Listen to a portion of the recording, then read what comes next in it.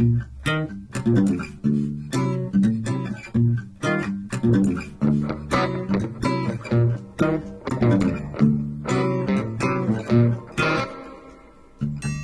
ves el brillo, pero está. Dejas caer lo que lo oculta. Y el aroma de su luz te despierta. Y el tibio humo de tu amor se despereza.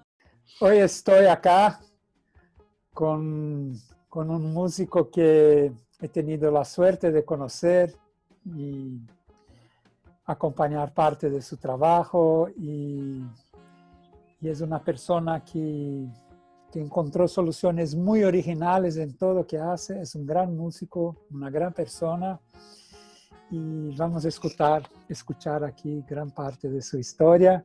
Entonces es un placer estar acá con Santiago Vázquez. Hola, Santiago. ¿Cómo va? El placer es mío, ya siempre. No, gran placer. Mira, me olvidé de algo que tengo que mover acá. ¿Qué es esto? Muy bien. Y Santi, empiezo te preguntando, ¿cuál es tu primer contacto con la música? Cuando, no como instrumentista, no, pero cuando la música llegó hasta ti, ¿cuál tu primer recordación? Mis recuerdos son, yo soy de una familia de no músicos, mis padres no eran músicos, eran los dos arquitectos, pero también en la época en que yo nací eran militantes y... Tú dices políticos. Políticos, sí, eran militantes políticos en Argentina. Y entonces, bueno, la vida en nuestra casa era un poco extraña, era la época de la dictadura y de hecho en un momento ellos escuchaban mucha música muy variada, muchas, qué sé yo, música clásica, jazz, música tradicional italiana, bastante música de protesta también o música con contenido así político y social. Canciones de varios estilos, desde melódico hasta algo de rock and roll, así que escuchaba muy variado y el primer recuerdo que yo tengo es, en realidad, ya no sé si es un recuerdo mío o si me acuerdo de lo que me contaron, pero en un momento estuvieron mis dos padres en la cárcel simultáneamente, Wow. en la época de la dictadura y durante unos meses entonces, durante esos meses, yo estuve viviendo en la casa de mi tía materna, mi tía Lili.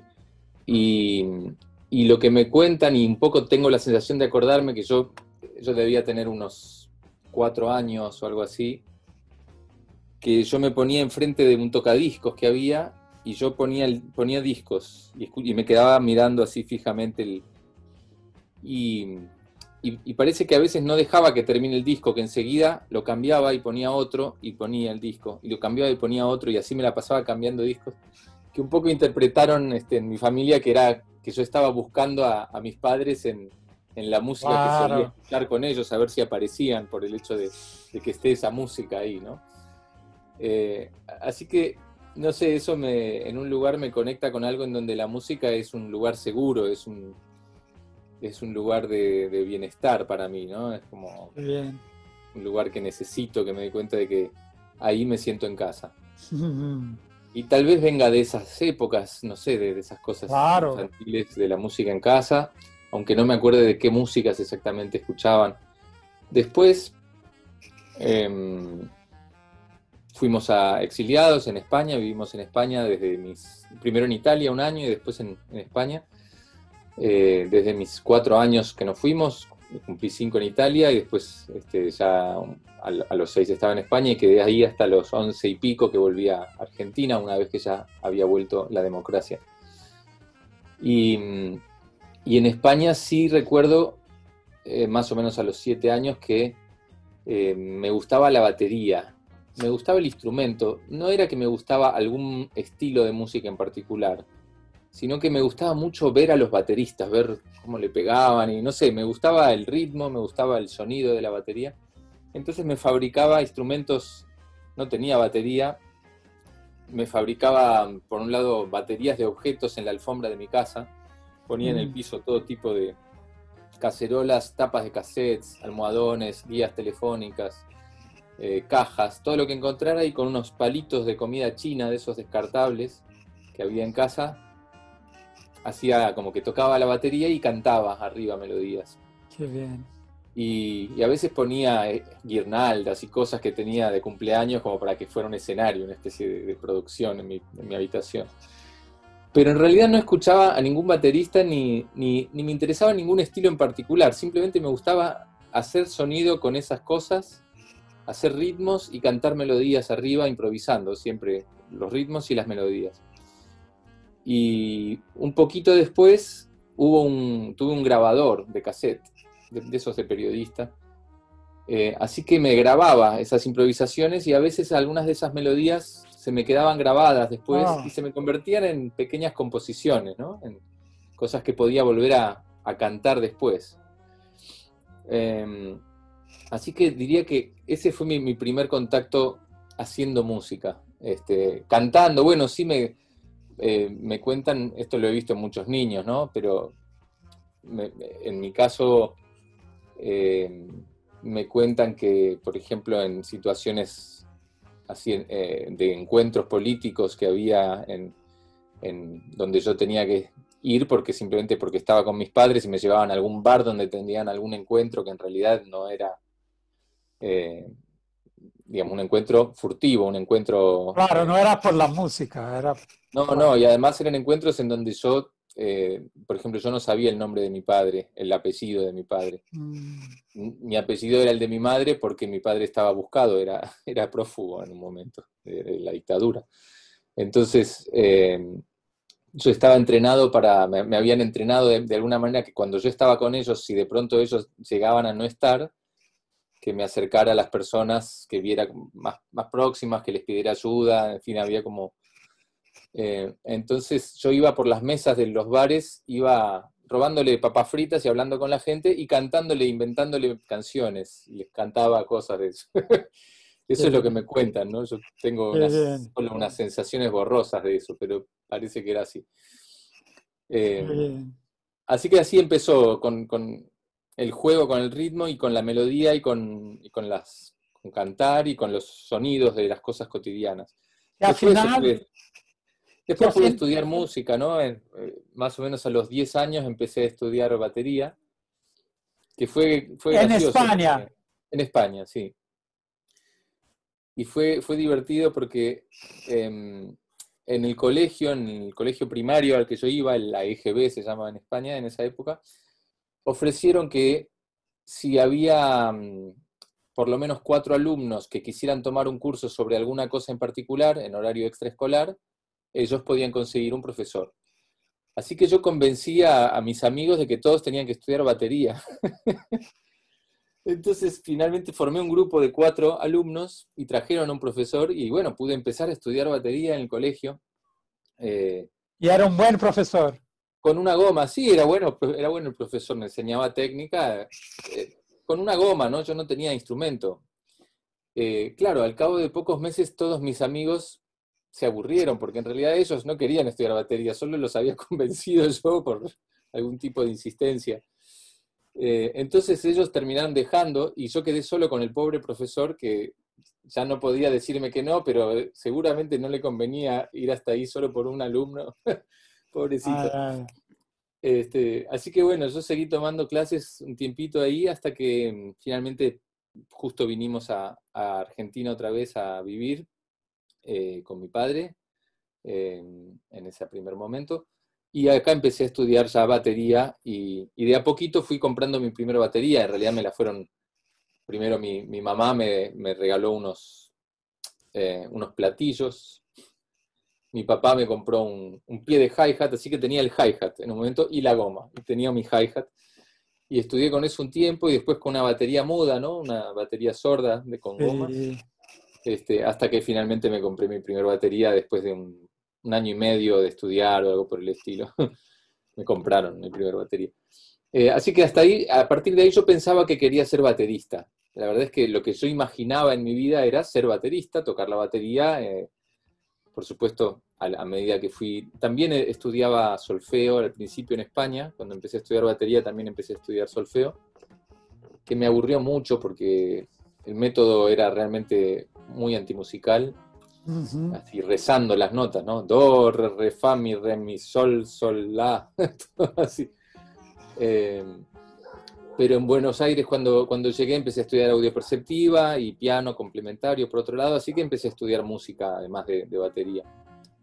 Y eso pero pensando, diga. sí, pensando que iba a ser baterista. Y lo que me sucedió es que durante, sí, unos años, habrán sido unos 7 años, estudié batería muchas horas por día. Fue cada vez metiéndome más y cada vez me interesaba más, cada vez estudiando más. Hasta más o menos un punto en donde estaba estudiando entre 5 o 7 horas por día de batería, mientras iba al secundario, ¿no? Al colegio. A la Eso mañana con estudiaba. 13, 14 años, cosas así. Sí, más o menos 14 años debía tener. Sí, en casa a la mañana estudiaba, después iba a la tarde al colegio y después volví a casa y seguía estudiando un poco. Y me encantaba, la verdad que lo pasé muy bien. Creo que nunca después tuve esa disciplina de estudio tan casi religiosa. ¿Sabe qué pasó en esos días que empezó la cuarentena? Yo empecé a estudiar mucho más, ¿no? Claro. Entonces yo pensé, eso podría haber pasado cuando yo empecé a tocar, ¿no? No te hubiera hecho ningún efecto. Porque claro, queríamos estar tocando y... Es tal cual. Sí. Eso es un poco claro, sí. Esa posibilidad de estudiar todo el día y de no tener otras cosas que hacer más que ir al colegio y estudiar, ahora me doy cuenta de que era un privilegio y un obsequio que ahora solo quiero ver si puedo un poquitito de eso volver a tener. ¿Y qué escuchaba de música en esa época, Kitty? Y en ese momento, yo cuando empecé, mis primeros cassettes que me compré fueron uno de Dire Straits y uno de AC/DC. Pero creo que lo hice más porque era lo que escuchaban algunos amigos y era esa edad en la que querés parecer más malo de lo que sos, entonces escuchás rock pesado o cosas que te hagan parecer malo. Pero en realidad muy enseguida me di cuenta de que fui encontrando cosas que me gustaran y diría que la primera música que me cambió y empecé a partir de ahí a comprarme mi música y a buscar muy específicamente, fue una vez que mi profesor de audio perceptiva me mostró un tema de Egberto Gismonti. Wow. Realmente. El tema Sanfona del disco En Familia. Claro. Que me lo dio para que transcribiera la melodía y entendiera en qué modo estaba y esas cosas. Y cuando lo escuché, después de escucharlo varias veces para transcribirlo, fue que me fue entrando y dije, esto es lo más lindo que escuché en mi vida, yo quiero más de esto. Así que a partir de ahí me volví un fanático de la música de Gismonti. Y Miles Davis también, empecé a escuchar mucho Miles Davis, la época eléctrica más... ¿Peaches Brew así o más eléctrico? Big Fan, Star People... Ok, más eléctrico. Decoy, discos así un poco caóticos, con una energía que me gustaba también, así muy urbana, ¿no? Muy... Sí. Y por otro lado me pasó que cuando era chico en España, antes de estudiar música, había un programa de televisión para niños extremadamente aburrido, era malísimo. Estaba muy mal iluminada, la iluminación ahora me acuerdo que era muy mala, era muy fría, no te da ganas de verlo, te daba frío ver ese programa. Se suponía que era infantil, pero realmente era malo el programa. Pero la música de la apertura del programa me hipnotizaba. Cada vez que empezaba el programa, esa música me producía un efecto que nada más me lo producía. Y entonces después yo me iba, porque el programa era tarde, pero cuando estaba por terminar volvía para volver a escuchar esa música. Y mucho después, en esa época en que descubrí a Gismonti, y eso a los 13 o 14 años, en un momento de casualidad escuché esa música, pero en una versión de piano. Cuando lo escuchaba en el programa de televisión, era un sintetizador. La estética del programa era todo un poco espacial, entonces eso se... Pero la música era hermosa y muy rara para mí. Y cuando lo escuché en piano, dije, esta es la música que me volvía loco, y era el Arabesco número 1 de Debussy. Wow. Entonces ahí dije, esto también me gusta mucho. Entonces empecé a escuchar a Debussy y a Ravel, y a partir de ahí se me empezó a abrir otra cosa también, ¿no? Claro, claro. Así que... Diga. Bueno, no, y lo que me fue pasando es que, por un lado, fui aprendiendo, digamos, estudiando armonía, composición, piano, esas cosas. Por otro lado, yo imaginaba una carrera de baterista, vivir de baterista, y de hecho ya empecé a tocar, a los 15 años empecé a tocar profesionalmente, con músicos cada vez mejores. Bastante pronto, a los 17 años, me fui en una gira internacional por primera vez, que me obligó a dejar el colegio, no a dejarlo, en realidad era el último año de mi escuela secundaria en Buenos Aires, pero la gira empezaba 2 meses antes del final de mi graduación, digamos, del final de las clases. Así que me obligó a charlar con cada uno de los profesores y pedirles que me tomen los exámenes anticipadamente, que por suerte accedieron. Qué bien. Di casi todos los exámenes bien, menos un par que me quedaron mal, y bueno, quedaron ahí. Hay una anécdota graciosa. Uno de esos exámenes que me fue mal fue el de francés. Tenía francés en mi colegio por algún motivo. Yo he tenido también. Y no me entraba el francés, por algún motivo no lograba aprenderlo bien. Y entonces di el examen y lo di mal. Entonces le dije, mire señora, yo tengo esta gira, por favor le pido que me tome un recuperatorio, le prometo que voy a estudiar, le dije a la profesora. Entonces me tomó el recuperatorio, y yo estudié, y lo di mal. Otra vez, lo di mal. Entonces le dije, por favor, tenga piedad de mí. Esto es en época de clases todavía, y le dije, le pido un favor, venga conmigo. Entonces la llevé a un aula que estaba vacía en el colegio, y la señora empezó en un momento a tener un poco de miedo, ¿no? Como, ¿qué pasa? Este alumno yo tenía 17 años, así que ya era un... Claro. La llevé a un aula vacía, y le dije, siéntese por favor ahí en los pupitres de los alumnos, y yo... había una mesa del profesor que era de metal, muy grande, esas mesas antiguas como de banco, parecían caja fuerte más que mesa, toda de metal. Entonces me subí arriba de la mesa de metal, yo me acuerdo de la cara de ella ahí como, ¿qué está para? O sea, psicótico, y ahí me puse a tocar en la mesa de metal, hice como un solo de batería, Qué bien. como tocando en la mesa de metal. Y primero se asustó, pero después, claro, se empezó a entusiasmar y vio que, bueno, que realmente era en serio, que yo estaba, en esa época yo estaba estudiando muchísimo, así que estaba muy veloz. Y bueno, le dije, mire señora, como ve, esto es mi vida, yo entiendo que el francés es importante, y su tarea es que todos los alumnos terminen sabiendo un mínimo de francés acá. Pero se da cuenta de que si yo no puedo ir a esta gira, para mí es algo que realmente me importa en el camino que estoy eligiendo y que estoy totalmente dedicado, y tal vez más adelante pueda aprender eso de francés. Usted como profesora humana que es, puede decidir según su propio criterio si a mí me sirve más aprender este tema de francés o poder irme de gira. Muchas gracias y nos vemos en el recuperatorio la semana que viene. Volví a estudiar y otra vez lo di mal el examen. Wow. Pero ya por incapacidad cerebral mía, digamos, realmente había estudiado, pero algo que no me entraba. Y la señora tuvo piedad de todas formas de mí, y me dijo, bueno, anda antes de que cambie de opinión, dale. Así que ¿Y hizo qué una pequeña música? trampa piadosa. Cuando empezaste a tocar y esa gira, qué música era? Eso era un grupo de, como se llamaba acá en Argentina, proyección folclórica, o sea, jazz. Okay. Tomando elementos de la música folclórica argentina. Era de jazz, pero con ritmos folclóricos, huaynos y carnavalitos y chacarera y samba y cumbia y diferentes cosas. Hicimos una gira muy larga, para mí fue muy formativa. Una gira por muchos países de Europa, toda autogestada, además aprendí mucho de la producción de la gira. ¿Cuántos músicos eran?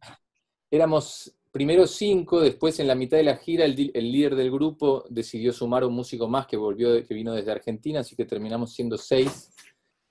Y, y la gira consistió en que nos íbamos 3 meses a vivir a Frankfurt, alquilando un departamento, tocábamos en la calle, en los bares de Frankfurt a la noche. Era invierno, así que era difícil, porque hacía 25 grados bajo cero, así que nieve, y yo tocaba el bongó en los bares, con casi el riesgo de que se me fueran volando los dedos del frío, la sensación era terrible. Y con esas monedas que nos daban en los bares pagábamos la compra de cassettes para copiar el disco del grupo, del líder en realidad, de Hernán Lugano. Lo copiábamos en un doble casetera, Claro. uno al otro, y esos cassettes los enviábamos por correo a los diferentes promotores y dueños de clubs y de bars en diferentes lugares de Europa para ver si nos daban una fecha. Así que con esas monedas pagábamos el alquiler y los cassettes y el correo, y después llamados telefónicos a los diferentes clubes. Esto era en 1990 y algo, 94 más o menos. Entonces era por teléfono, era muy caro, extremadamente caro, y normalmente era como, ¿le llegó el material? No sé si me llegó, a ver, llame mañana. Listo, mañana. Planillas en papel, miles de planillas con los nombres de las personas. Bueno, mañana hay que llamarlo otra vez. Lo llamaba, moneditas, ting, ting, ting, en un teléfono público rodeado de nieve, con muchísimo frío. Y tal vez al día siguiente decía, sí, me llegó, pero todavía no lo escuché, llamame por favor pasado mañana otra vez. Así que fueron 3 meses muy intensos de vivir así, trabajando para armar la gira.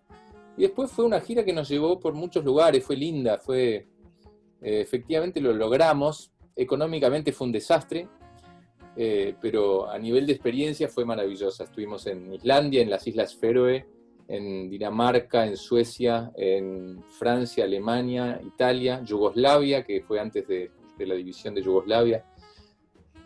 Compramos una camioneta para eso, se nos fundió la camioneta en medio de la gira, porque no éramos muy expertos en el mantenimiento, así que fundimos el motor.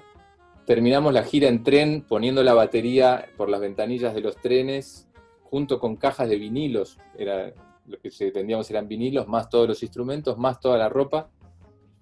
Así que fue un delirio la gira, desde el punto de vista... Y tenían que hacer eso en 2 minutos, ¿no? Porque el tren se va, ¿no? Sí. Es toda una operación, ¿no?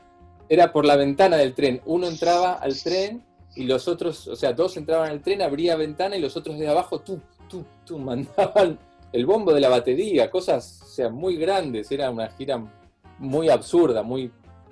sí, no práctica, ¿no?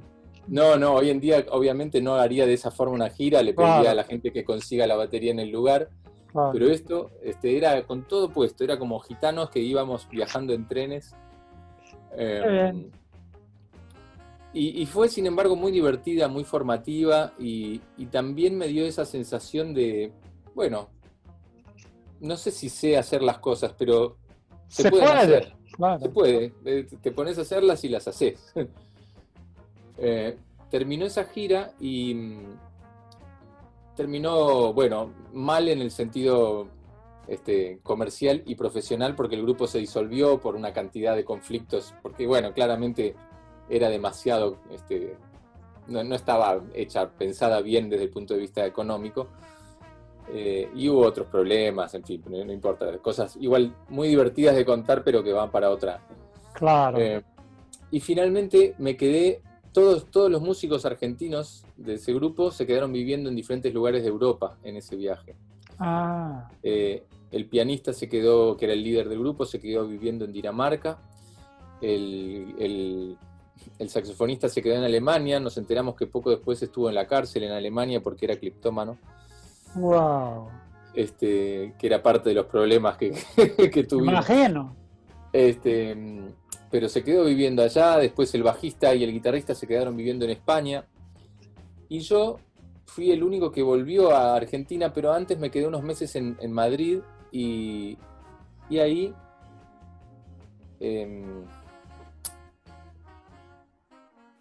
bueno, ahí me puse de novio con una española. Y en algún momento me fui a Galicia, a La Coruña, Sí. a visitar a unos conocidos. Y fui con mi berimbau. Yo para ese momento tocaba el berimbau, que, bueno, esto me parece interesante me parece para la temática.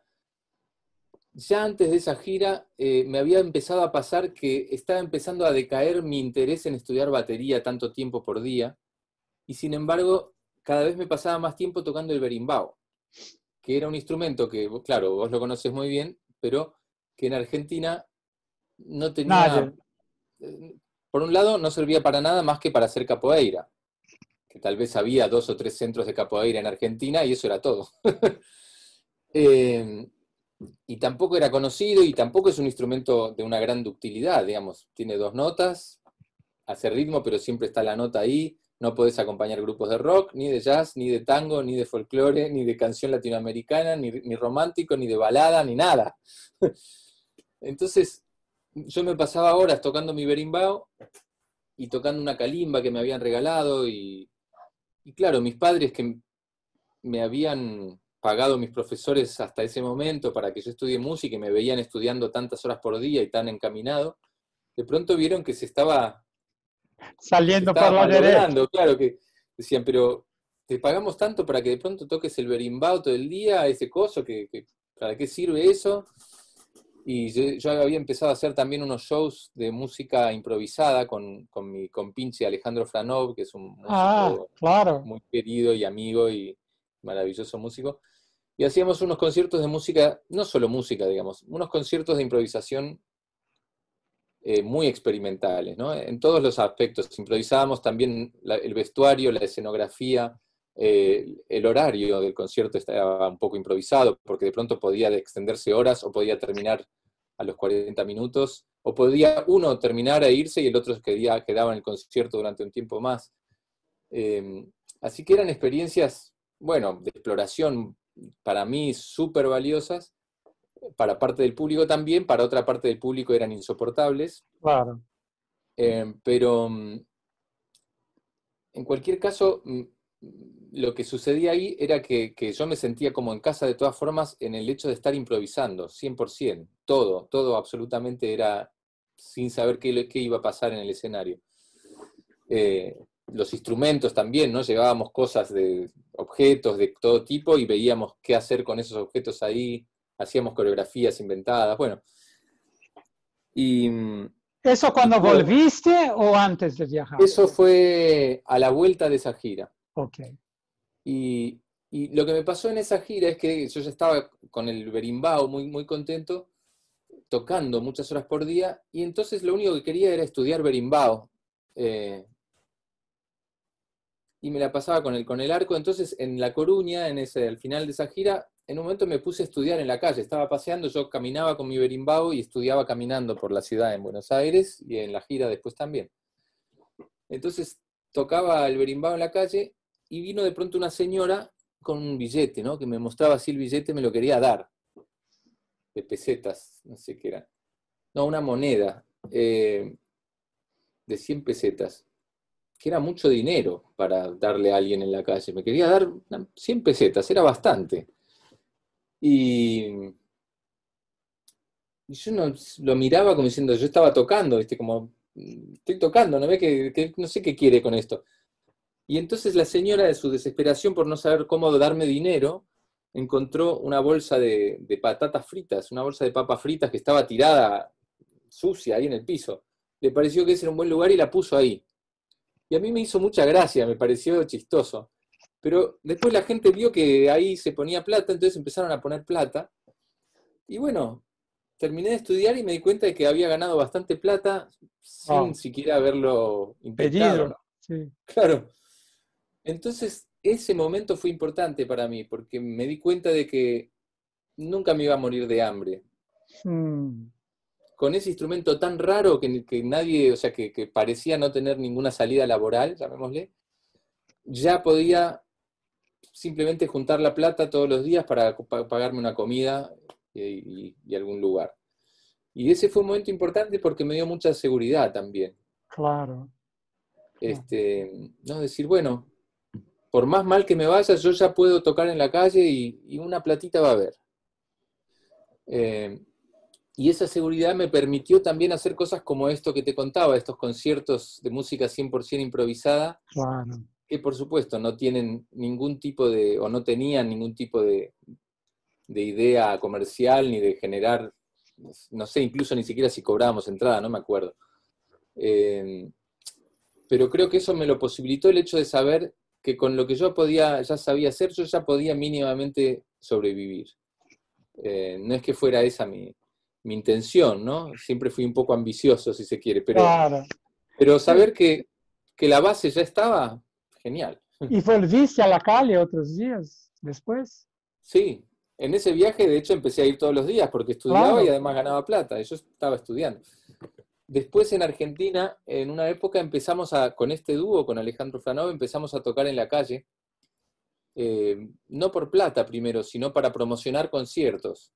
Hacíamos pequeñas intervenciones urbanas, por ejemplo, tocar en colectivos, y las cosas que hacíamos no eran musicales, eran como performáticas. Entonces, por ejemplo, era hablar dos cosas al mismo tiempo, totalmente inconexas, pero en algún momento decir una frase en unísono y después volver a seguir hablando de otra cosa, después juntarnos, eso era en un colectivo, ¿no? Una persona en un lado del colectivo Sí. y la otra en otro, con el colectivo lleno, dos personas se ponen a hablar en voz demasiado alta para lo que debería ser la convivencia, y de pronto se convierten en un unísono, en un par de frases, y después vuelven a diverger, y después nos juntábamos y hacíamos con unos juegos así medio infantiles, pero bueno, eran performance que Claro. inventábamos.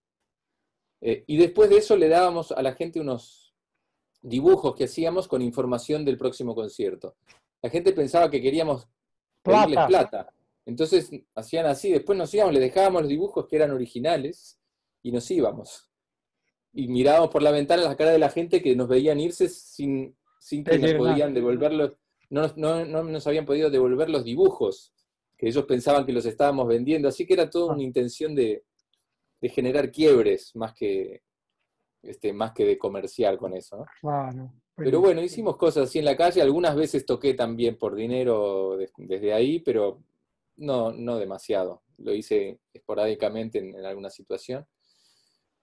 En fin, nos han llevado a la cárcel por hacer desorden público, según la visión de la policía que estaba en el lugar, ¿no? Que con este grupo, con este dúo era tan extraño lo que hacíamos, que se juntaba mucha gente a ver, porque claro, era bastante raro todo lo que estaba pasando, y entonces en alguna ocasión nos pasó que se juntó muchísima gente, y entonces se juntó tanta gente que vino un policía, vio desde lejos un policía, vino y se quedó viendo el espectáculo durante un rato. Lo veíamos muy entusiasmado al hombre también, pero en un momento le pareció ya demasiado, que lo que estábamos haciendo no podía hacer. Y entonces ahí nos dijo, van a tener que acompañar a la comisaría, y nosotros teníamos muchísimos instrumentos que los llevábamos, instrumentos y objetos y cosas.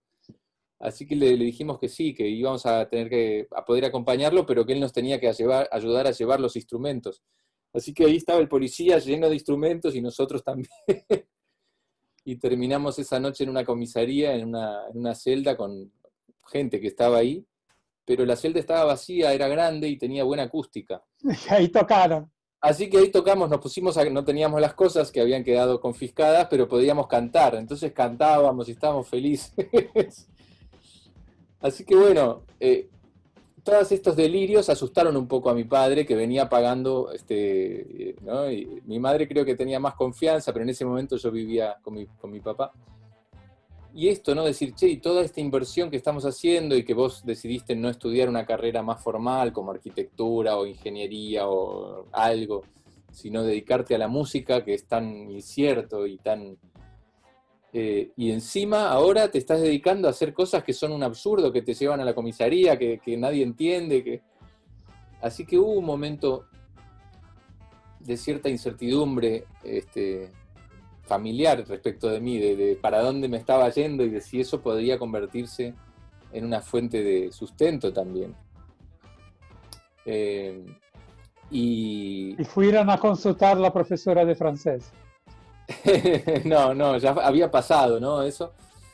Pero bueno, mientras tanto yo estaba tocando la batería de todas formas con Luis Salinas, un guitarrista Sí, muy yo sé que virtuoso, sí. con Néstor Marconi, un bandoneonista también maravilloso.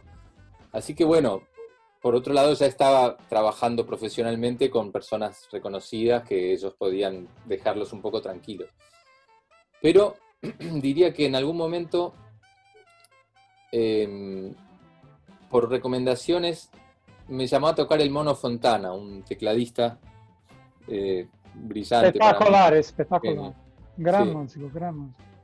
Y bueno, él estaba conociendo nuevos músicos, siempre es alguien que se mantuvo muy alerta de los nuevos músicos que van surgiendo. Y un día me invitó a tocar a su casa para conocernos, tocar un rato. Y yo llevé mis objetos en un bolso, no llevé una batería, llevé las cosas que tenía de percusión y cosas de mi casa, ¿no? Objetos, tocaba el tablas también, había estado estudiando tablas. Entonces llevé esas cosas y las puse en el piso, en su departamento, y tocamos un poco. Y me invitó a formar un dúo para hacer su música, acompañarlo con su música, pero con un set así, de cosas en el piso. Entonces, bueno, fue la primera vez que me vi ante la posibilidad de estar en un escenario profesional tocando objetos en el piso, en vez de tocando la batería, tocando eso que yo hacía desde que era chiquito y que seguía haciendo en mis grupos de improvisación, como La Cangura con Alejandro Franov. Y era como, tal vez sí se puede hacer música profesionalmente, es decir, tocar música en un espacio formal con esto que en realidad me encanta hacer, que es lo mismo que hacía cuando era chiquito, ¿no? Hacer cosas, jugar con su sonido, su timbre, poder cantar arriba, poder, bueno, hacer ritmo con el timbre. Y entonces creo que con el Mono Fontana fue la primera vez en donde yo me asumí ya no como baterista, sino como percusionista, y un tipo de percusionista que no está especializado en ningún estilo ni en ningún instrumento, sino que más bien juega con una paleta de colores original, ¿no? La que me interesaba a mí en ese momento. Y además de hacer música que a mí me encantaba, tocar la música del Mono para mí es y sigue siendo un privilegio, digamos, una delicia. Pero aparte de pronto cobrar por tocar esas cosas en el piso, ¿no? Entonces también ese fue un momento para mí de cierta confirmación, de decir, Es más la individualidad, ¿no?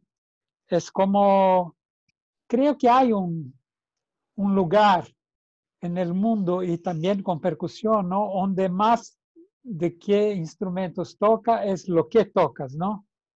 sí, Es como la contribución de un individuo creativo, ¿no?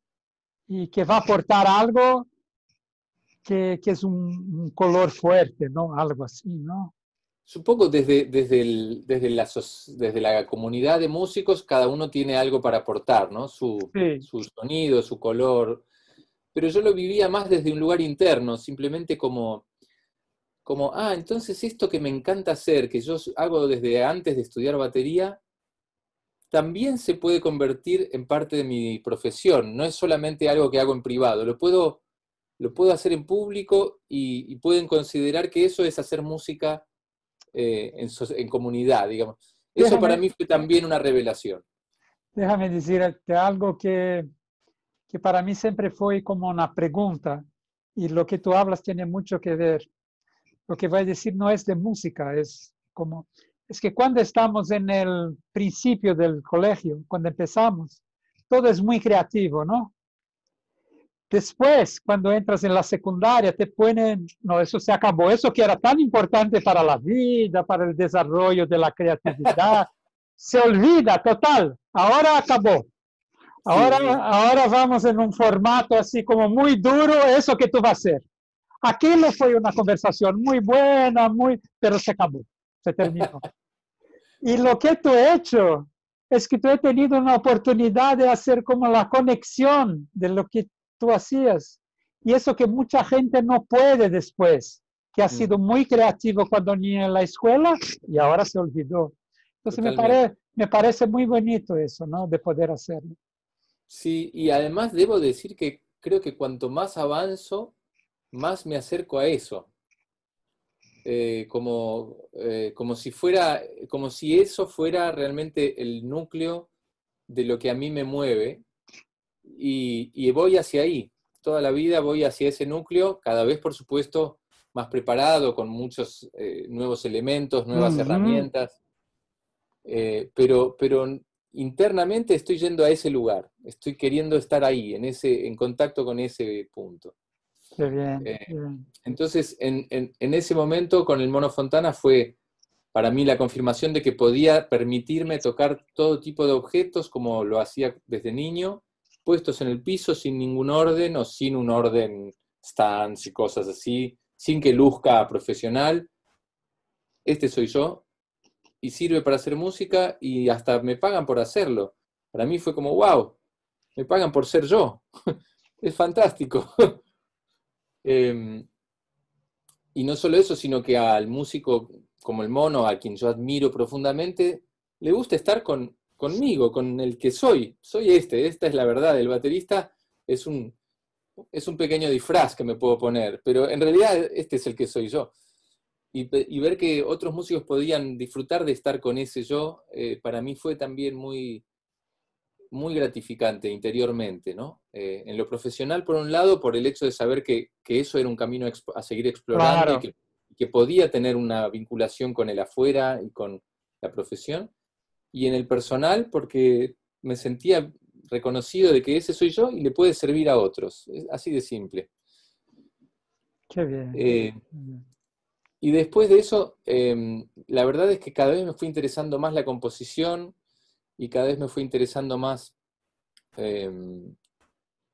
sí, diría la producción de música, el lograr que ciertas cosas que están en mi cabeza, que pasen a estar en el aire y en concreto, de música, por un lado, componer música y poder en el estudio grabar esa música y todo lo que sucede con la grabación me encanta, con las transformaciones que suceden cuando grabás algo, me encantan y son parte para mí de un flujo creativo que me estimula mucho.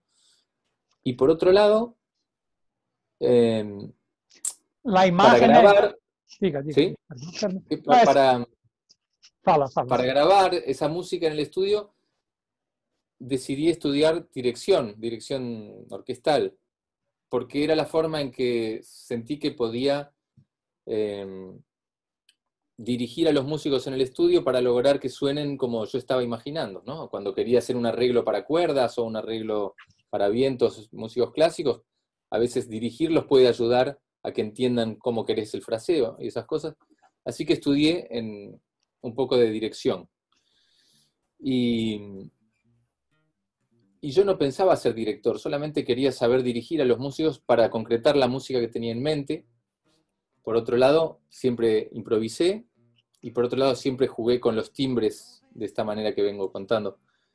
Y en algún momento todo eso se me juntó, así como otras ideas que venía viendo en viajes, ¿no? Al ir a Brasil, al ir a Uruguay, al ir a Marruecos, a India, a muchos lugares donde veía que había cosas sociales y de la comunidad muy fuertes alrededor de la percusión, donde la percusión no era solo algo que sucede en un escenario para acompañar a un cantante, a un guitarrista, a un pianista, sino que hay grupos exclusivamente de percusión, de música puramente percusiva y rítmica, que generan el encuentro de la comunidad, y la comunidad se encuentra y se reconoce en esos ritmos, y se reconoce en esos instrumentos, se reconoce en esos bailes.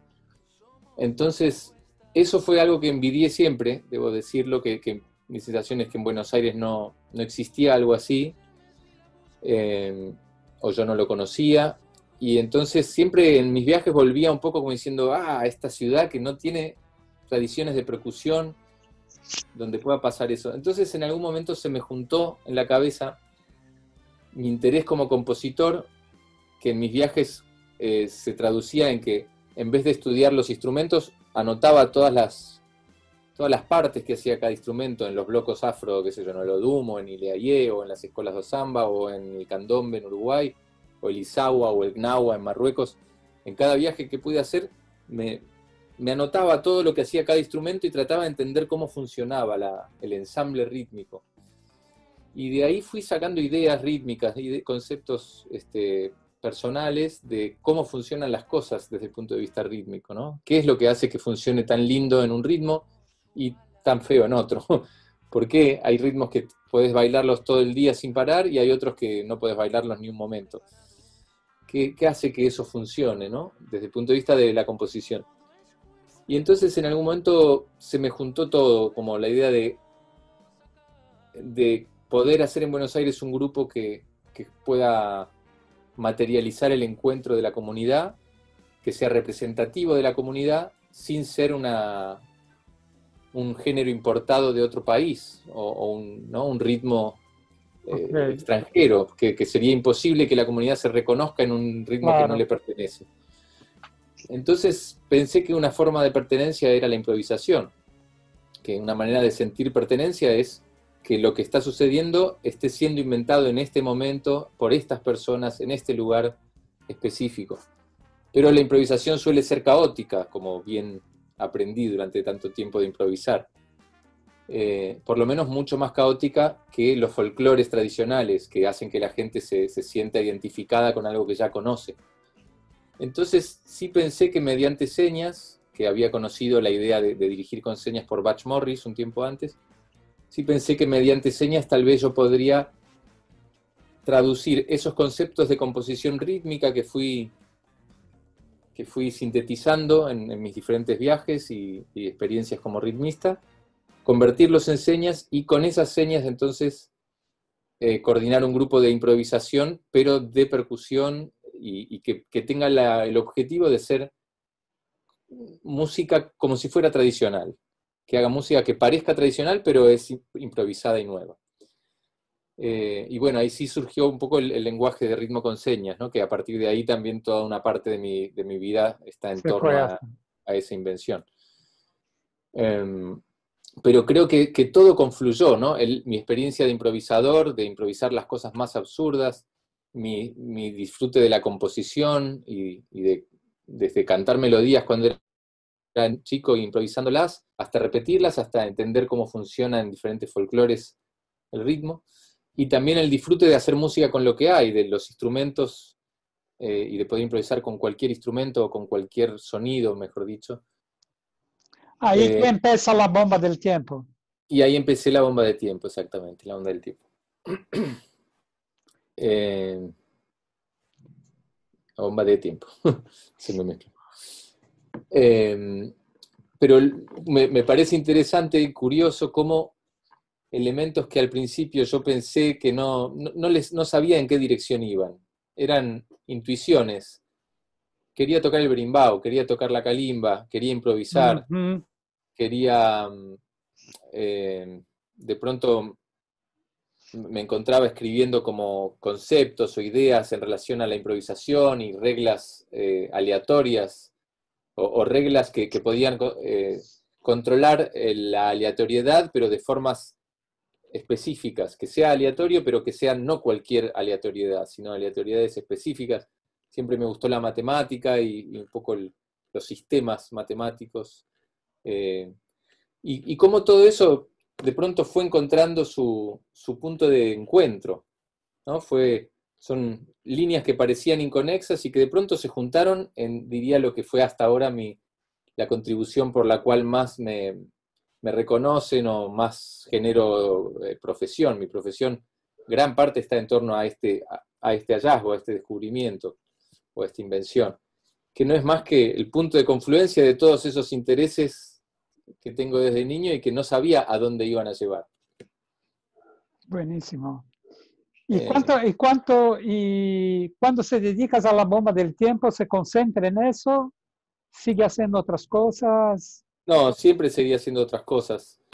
O sea, la bomba de tiempo la fundé en el 2006, el lenguaje lo inventé en el 2005, pero al mismo tiempo yo estaba con Puente Celeste. Ah, sí, Puente Celeste. Todo el tiempo, claro. Mientras tanto, que fue un poco fue mi primer grupo formado por mí, digamos, el primer proyecto que materialicé.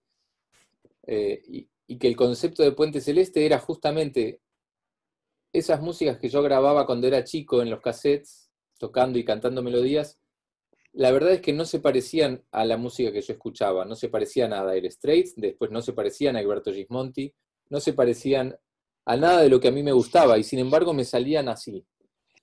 Después descubrí a Kalsum, la música egipcia, una música muy, muy, muy famosa en el mundo árabe, muy tradicional, ¿no? No es algo específicamente roots ni nada, es como una Lola Flores o algo así del mundo árabe.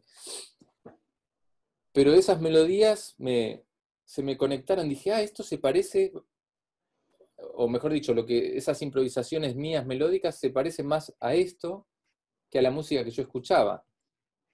Pero eso quiere decir que mis melodías también pueden ser mostradas a otros, y tal vez esto que yo hasta ahora guardaba en privado, tal vez pueden convertirse en composiciones. No tiene por qué parecerse a Egberto Gismonti o por qué parecerse Claro. a Dire Straits para hacer música.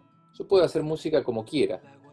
Eso me pasó al escuchar música, en principio me pasó con Kalsum, pero después de eso empecé a conseguir los discos de la UNESCO, del Musical Atlas of the World de la UNESCO, que era una colección de vinilos con música de todas todo partes del mundo. Estuve 2 años en California Institute of the Arts, en CalArts, en Los Ángeles, cerca de Los Ángeles, y ahí tenían toda la colección de la UNESCO, todos los discos uno al lado del otro. Así que me volví loco durante esos años grabando y escuchando toda esa música de muchos lugares del mundo.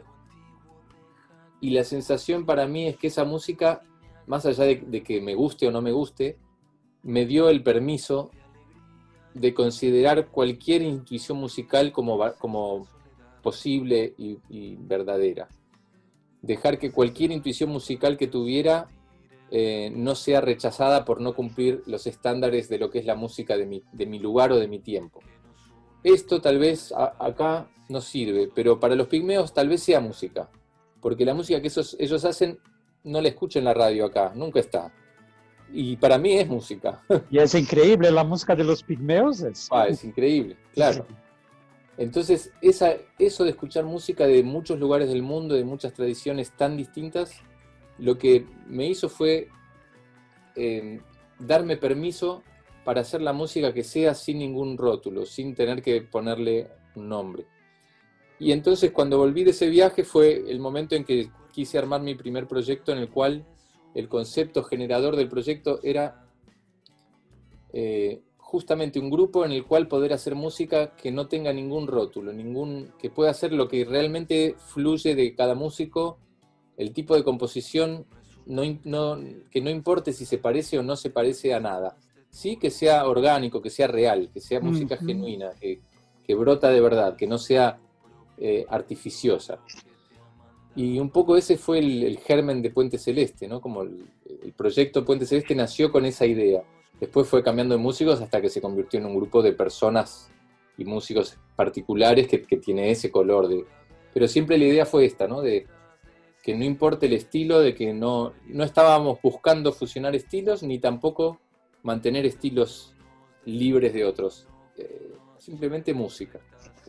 Puede ser canción, puede ser instrumental, puede ser complejo, puede ser simple, puede ser con aires de cualquier lugar, o puede parecerse al jazz, o puede no parecerse a nada, o ser abstracto. Es música y poder hacerlo en el mismo escenario, en el mismo grupo. Bueno, en esa experiencia también fue eso, ¿no? De dejar que todas esas cosas que se cocinaron cuando uno era niño, que de pronto empiecen a ver su lugar en un escenario y además a cobrar plata por eso, o hacer un disco y poder venderlo y de pronto ver que se puede. ¿Cuántos discos grabaron, Puente? Creo que 5 o 6. Ok. Creo que son 4 de estudio. Bastante, ¿no? Y uno en vivo y un DVD. 5 discos y un DVD. Qué bien. Sí. Y al mismo tiempo sigue La Bomba. Y seguía así, La Bomba, seguí, después al mismo tiempo yo grabé mis discos míos solista, ¿no? Al mismo tiempo que estaba Puente y que estaba La Bomba también. El disco Ramón, el disco Mbiripampa, y el disco Canciones, todos esos creo que los hice todavía con Puente Celeste, todavía con La Bomba. Después armé la grande en simultáneo con la bomba. Después me fui de la bomba y sigo con la grande, pero en simultáneo, bueno, ahora tengo PAN también. Un grupo PAN, que es un grupo de percusión con señas parecido a la bomba. Es como mi segundo grupo de percusión con señas, digamos, en donde utilizo el mismo lenguaje, pero es un poco, por ahí es sutil la diferencia y no sé si es para este ámbito, pero en la bomba como traté de armar un grupo estándar, un grupo que pudiera servir como modelo para grupos en cualquier lugar, que sea simple, que sea equilibrado y que pueda sonar sin complicaciones de sonido, por ejemplo, que pueda tocar acústico y estar balanceado. Y ahora, PAN, hice un grupo con músicos que admiro muchísimo, muy capos, todos muy compositores, productores también, no solo percusionistas. Y la diferencia es que tímbricamente estoy apuntando a ese mundo interno más personal mío, que es, ahí está Facundo Guevara, que toca percusión latinoamericana. Increíble, increíble. Increíble, sí, es hermoso. Está Caro Cohen, que es una conguera de música afrocubana muy virtuosa conguera, pero bien en ese... Después está Milo Moya, que hace beatbox. Después está Sergio Berdinelli, que toca batería, ¿no? Jazz, rock, de todo, un gran baterista de acá. Después está Nico Cota, que es DJ y productor y toca percusión electrónica. Nico Sorín, que toca también voces procesadas y electrónica, compositor de música para cine, un gran compositor. Y después Santi Ablín, que es el director de un grupo que se llama El Choque, acá en Argentina, que toca con objetos, ¿no? Con percusión reciclada, cosas de la calle, etc. Y percusión corporal también. Y estaba Sheikh Gay, percusión africana, que murió ahora hace un mes.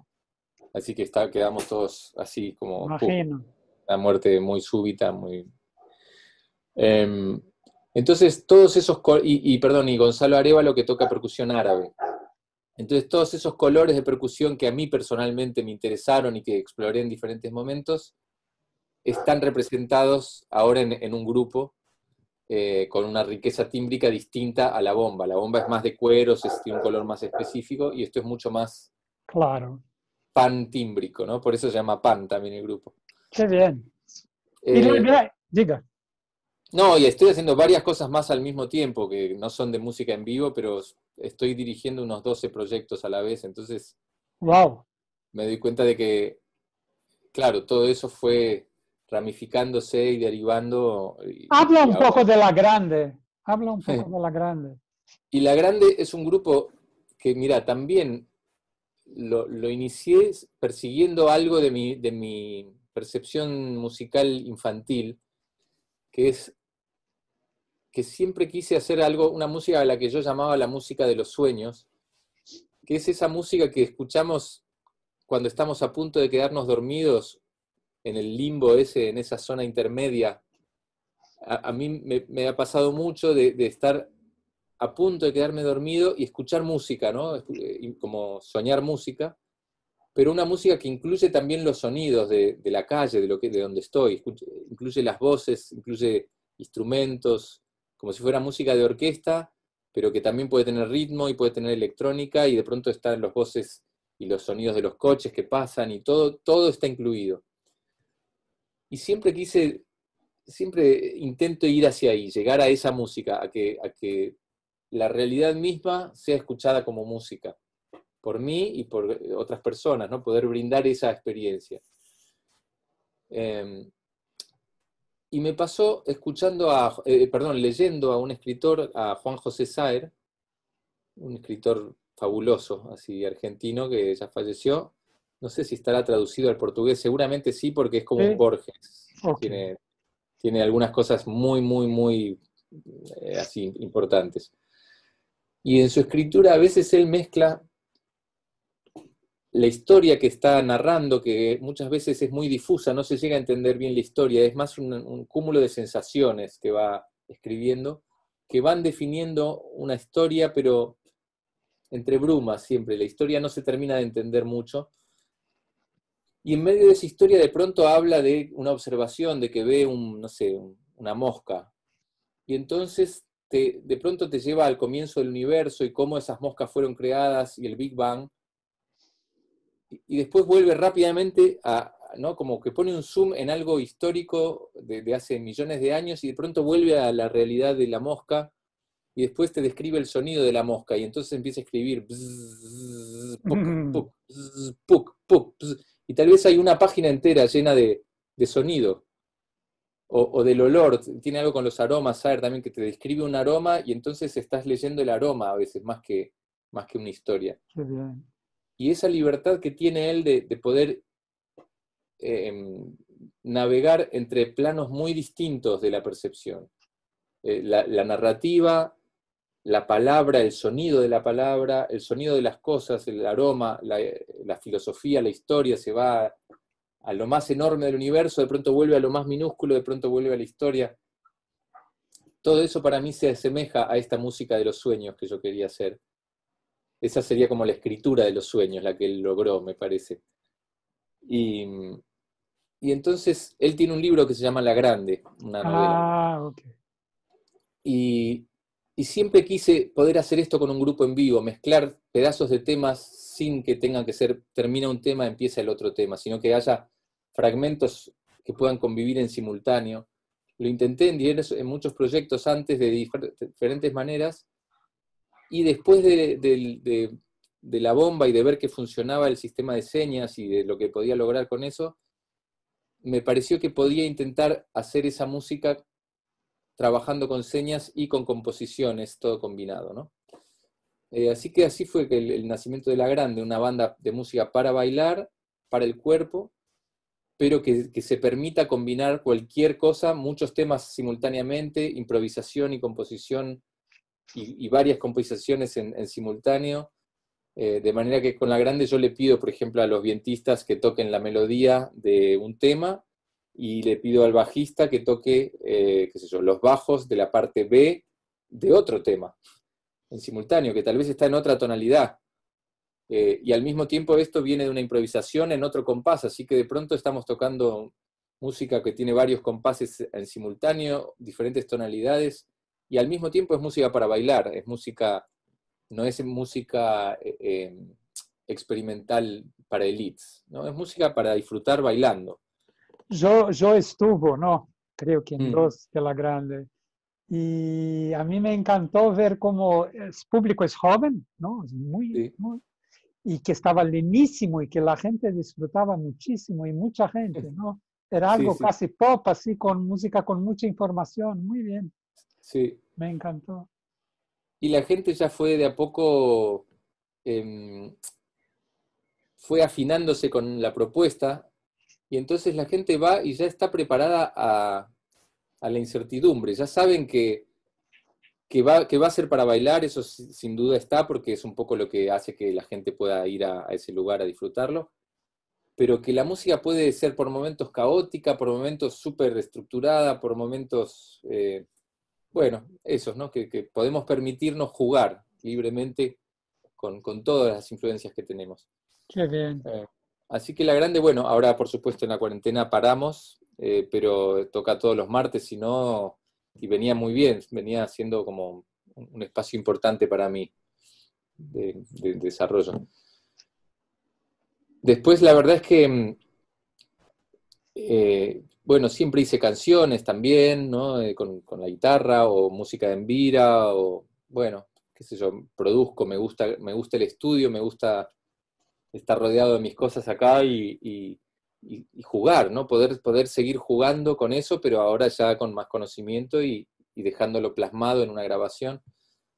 Entonces ahora estoy con un proyecto muy grande, creo que es el más grande que encargué hasta ahora en mi vida, porque involucra todos los que ya hice más, pero al mismo tiempo diría que es el proyecto del cual menos tengo idea de cómo se va a sostener económicamente. Es como, no sé todavía cuál es su funcionamiento a nivel comercial o profesional. Que es un proyecto que, por un lado, es de hacer un libro de entrenamiento rítmico avanzado, que va a ser más o menos de unos 25 capítulos.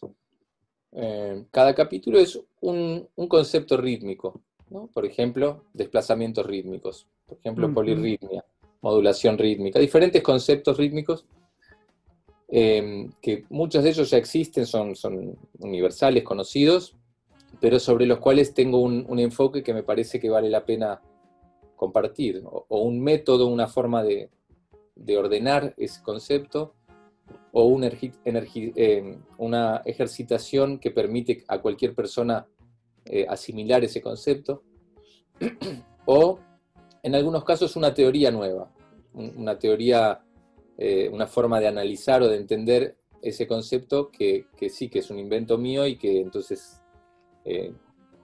vale la pena mostrarlo, compartirlo.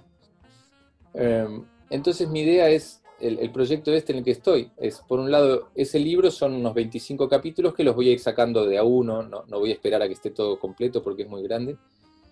Y cada libro, o cada capítulo, cada cuadernillo, le llamo por ahora, va a tener un disco, un álbum de música grabada, de estudios de ritmo, un disco mío, solista, como de mis músicas, pero hecha en función de ese concepto rítmico que explora ese capítulo. Entonces, si hay un capítulo que explora desplazamientos rítmicos, bueno, es un disco entero dedicado a los desplazamientos rítmicos. Música compuesta para eso, ¿no? Y a la vez, un cuaderno de ejercitación sobre el desplazamiento rítmico y una sección de una escuela online de entrenamiento sobre ese concepto de videos y partituras y entrenamiento en video. Así que bueno, el proyecto es ese, son unos 25 cuadernos con 25 álbums de música, cada álbum con 10 o 12 músicas, con un aula, un curso online de ese asunto y todo interconectado, de manera que el libro también da ejercitación que sucede cuando escuchás la música del disco, tanto analizar como tocar partituras arriba de eso y entonces experimentar qué pasa de una manera o de otra. Y lo mismo la escuela online, ¿no? Utiliza ejemplos de la música, así que está todo un poco interconectado, el libro, la escuela online y la música. Claro. Así que eso en sí mismo ya son 3 proyectos, los 3 muy grandes, una escuela online, que estoy trabajando hace unos 3 años en eso, y ahora este mes creo que va a empezar a estar la primera etapa ya accesible para el público, para la cual convertí mi estudio de grabación en este momento en casi un estudio de video. Y el libro ese, que es, bueno, un libro grande, cada capítulo son unas 30 páginas, así que cada capítulo en sí es un pequeño librito. Y además un disco, un álbum completo, ¿no? Masterizado, compuesto, todo. Así que como proyecto es gigantesco, por supuesto. Sí, total, es mega. Vender discos hoy en día ya no es parte de nuestra actividad comercial, es algo tomado como promoción. La escuela online tal vez sí se pueda convertir en algo redituable finalmente, y el libro no. Yo ya tengo el libro que hice, el manual de ritmo con señas, que creo que es para un público más universal, si se quiere, que esto que voy a hacer ahora, y aún así, con suerte, paga los costos de todo el tiempo que llevó a hacerlo, y el diseño, y las fotos, y todo el trabajo de... Así que, bueno, eso es un proyecto monstruoso, pero que lo voy a sostener simplemente porque me interesa, porque creo que vale la pena hacerlo y que tiene sentido. Pero seguramente de ahí van a salir otras cosas, y parte para mí de la vida de músico tiene que ver con esa fe, con esa confianza, con saber que estás explorando en un territorio bueno, en un territorio fértil, y algo va a haber. La música te va a dar cosas, si vos le dedicás tu vida, vas a encontrar cosas que a los otros les van a servir, y en ese compartir finalmente vas a estar viviendo de la música. Sabes que yo he tenido como la experiencia de tener el sello, la productora, de hacer cosas. Entonces muchas veces la gente llega hasta mí y dice, pero ¿cómo hizo esto? ¿Cómo hago esto? ¿Cómo hago esto? Y lo que casi siempre me viene a la mente es es algo que casi el opuesto de esto, es un poco que tú hablaste. Es que si tú cuidas de la música va a cuidar de ti.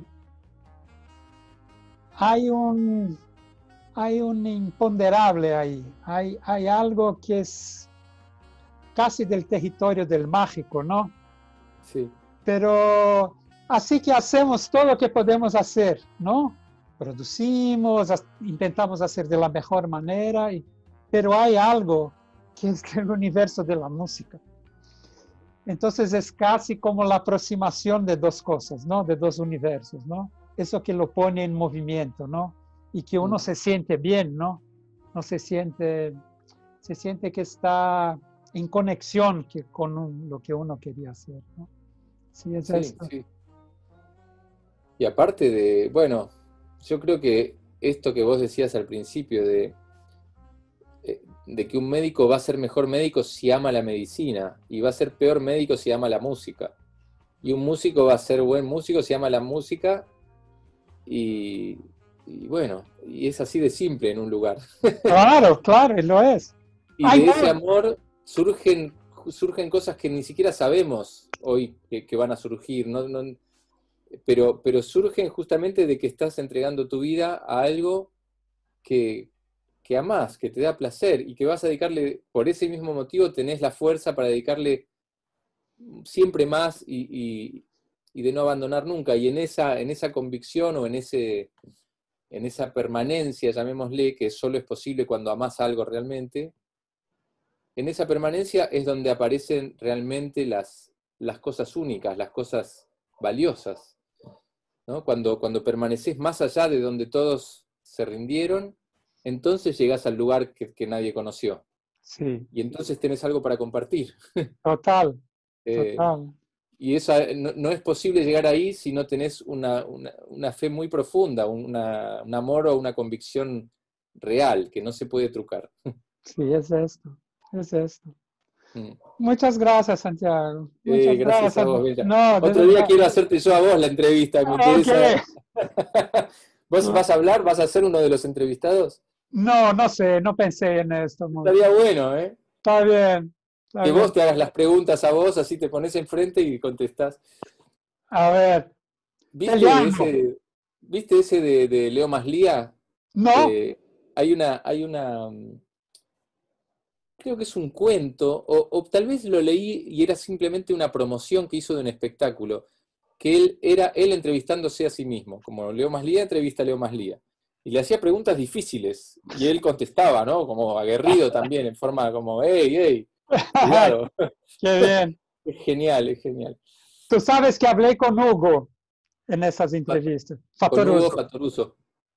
Hermoso, porque Hugo y Leo hicieron un concierto juntos en CCK. 2 pianos solo. ¿Hugo y quién? Leo Maslía, qué bueno. Fue muy bonito, en 2015, en Kirchner, en Centro Cultural. Sí, cuando hiciste la de los pianistas. Sí, fue muy bonito. Cuando tocamos juntos. Sí. Claro. Qué bien, Santi. ¿En qué andará Leo ahora? Eso ahora me lo pregunto. Sí. Él debe vivir igual en cuarentena siempre, así que no le debe haber cambiado nada. Pero... Muy bien, muchas gracias. Bueno, gracias a vos, Penja. Un placer. Quiero acompañar todo lo que va a venir. Dale. Quiero bueno, cualquier cosa que necesites también, estamos acá, ya sabes. Gracias. ¿Te puedo hacer una pregunta técnica? Claro. Vos estás mirando la cámara y veo que me mirás mucho a mí. ¿Cómo lo lográs? ¿Dónde pusiste la cámara? Enfrente. ¿Y la pantalla? Enfrente. La pantalla es de la cámara. Yo utilizo la cámara del computador. Y está en mi frente, está acá. Claro, es la computadora. Sí, es la computadora. Pero es buena. Mira, pero en Mac, la FaceTime, la cámara es perfecta, es muy buena. Sí, se ve bien. Muy bien. Yo la que tengo mía es una compu, es una Mac un poco vieja y para hacer los videos para la escuela no llega a tener la calidad suficiente. Pero sí, mira, la computadora que tengo es como, es un Mac AirBook, es sencillo, no es caro, es como $1,000. Claro, ahora $1,000 es, pero es así. No, claro. Pero acá el dólar se dobró. ¿En cuánto? ¿En este? En 2 años. Ah, bueno, sí, acá. En Y acá en 15 2 años días. se viene doblando no, está igual, pero sí, se viene con 45% de inflación anual ahora ya hace un par de Wow, años, así que estamos wow, igual. wow.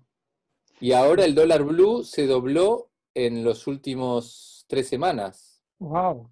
El dólar oficial está quieto, parece que no hubiera pasado nada, pero el dólar no Sí, oficial estaba en 75, 80 y ahora está en 130 más o menos. wow. Eso fue en 3 semanas. Ni se habla Wow. porque la pandemia se comió todo, pero está salado.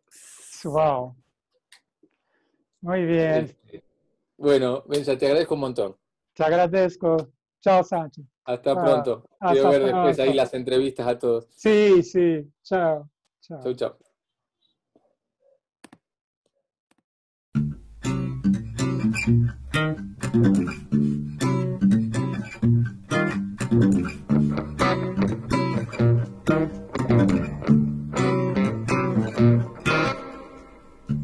No ves el brillo, pero está. Dejas caer lo que lo oculta.